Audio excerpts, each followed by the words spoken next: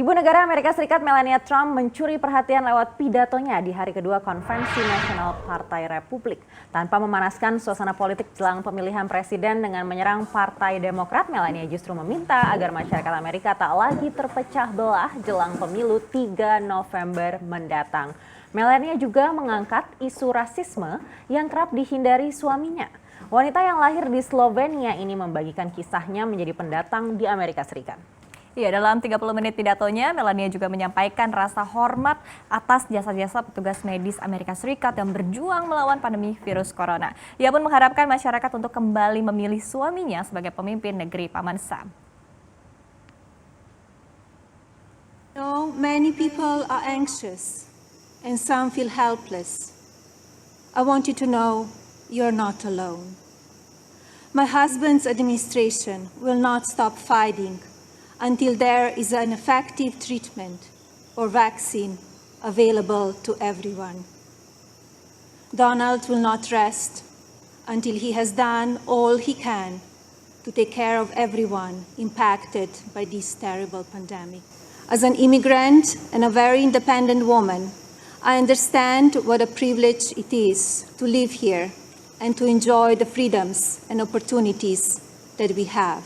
No matter the amount of negative or false media headlines or attacks from the other side, Donald Trump has not and will not lose focus on you.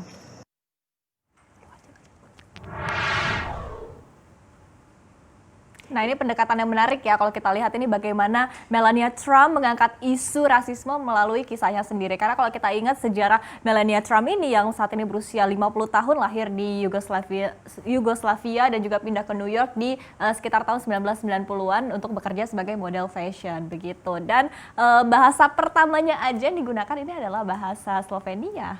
Pasti ada adaptasi juga ya untuk bisa menjadi pendatang di Amerika Serikat. Tapi ia berhasil membuktikan dirinya ya bisa mengatasi segala tantangan. Nah, kita tahu isu rasisme ini biasanya jadi isu yang paling dihindari oleh Trump.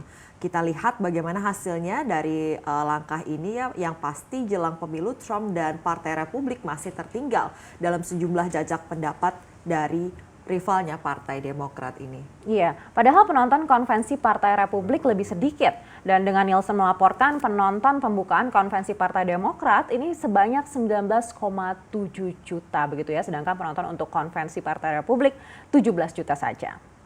Nah, mungkin habis ini kita dari Amerika Serikat, dari negeri Paman Sam, kita beralih ke informasi dalam negeri gitu ya. Karena ini ada sesuatu yang cukup bikin kita harus bersiap-siap gitu. Karena ini bioskop di wilayah DKI Jakarta akan segera dibuka. Nah, kini Pemprov DKI ini sedang mengkaji ya regulasi pembukaan bioskop selama pandemi COVID-19.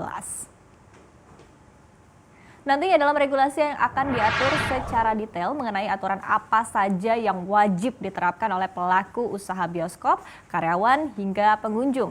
Nantinya pembukaan bioskop ini akan ada standar pelayanan baru seperti pembelian tiket hanya dilakukan secara online, pengunjung wajib sehat, tidak bersuhu tubuh di atas 38 derajat, dan tidak flu, tidak batuk, serta tidak mengalami sesak nafas. Selain itu, pembatasan waktu menonton tidak lebih dari 2 jam serta jaga jarak antar kursi sehingga tidak ada kontak antara pengunjung dan pekerja.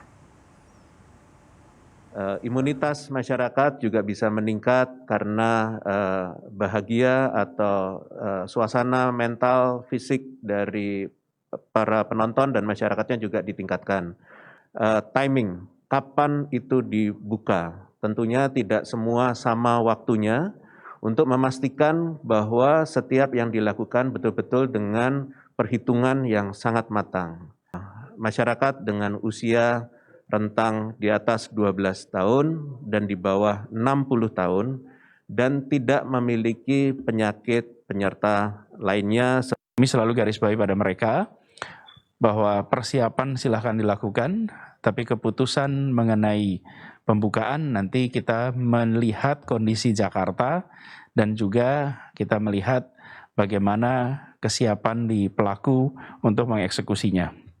Jadi kesimpulan dari pertemuan tadi adalah dalam waktu dekat ini kegiatan bioskop di Jakarta akan kembali dibuka dan protokol kesehatan akan ditegakkan. Wah, agak Negeri sedap juga nih ya buat pecinta film, tentunya seneng ya. Bioskop udah dibuka, tapi tadi ada jaga jarak juga. Jadi sebenarnya nggak bisa ngedate. Are you ready? Kalau kalian gimana sih?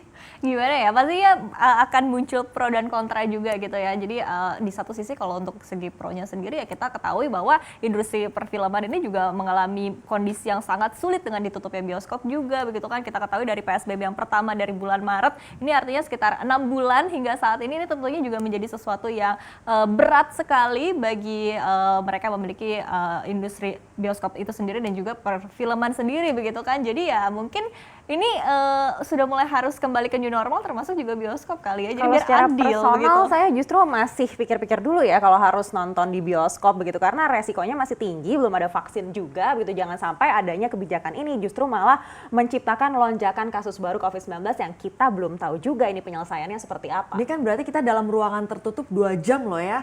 Iya betul sekali, dan potensi penyebarannya itu semakin besar di saat kita sendiri belum tahu penyebarannya itu seperti apa, apakah bisa airborne ataukah ada yang bilang juga ternyata tidak bisa airborne, jadi memang resikonya besar sekali. Betul sekali, tapi ini memang yang perlu menjadi perhatian ini adalah memang masyarakat benar-benar harus mematuhi protokol kesehatan begitu kan. Jadi tetap harus menahan euforia. Mungkin kita juga udah nggak sabar kali ya pengen nonton beberapa film, karena ada beberapa film juga yang apa ya ditunggu-tunggu Sudah tertunda oleh begitu ya? masyarakat begitu, sudah tertunda begitu lama, jadi pasti juga banyak yang nunggu gitu. Tapi kita tetap sekali lagi harus menahan euforia dengan tetap disiplin pada protokol kesehatan. Ini ingat ya, soalnya kita kalau berkaca dari kasus negara-negara lain seperti Hong Kong, kemudian juga Barcelona, ini juga bioskopnya sampai harus ditutup kembali karena adanya gelombang kedua. Nah ini yang kita hindari bersama ya.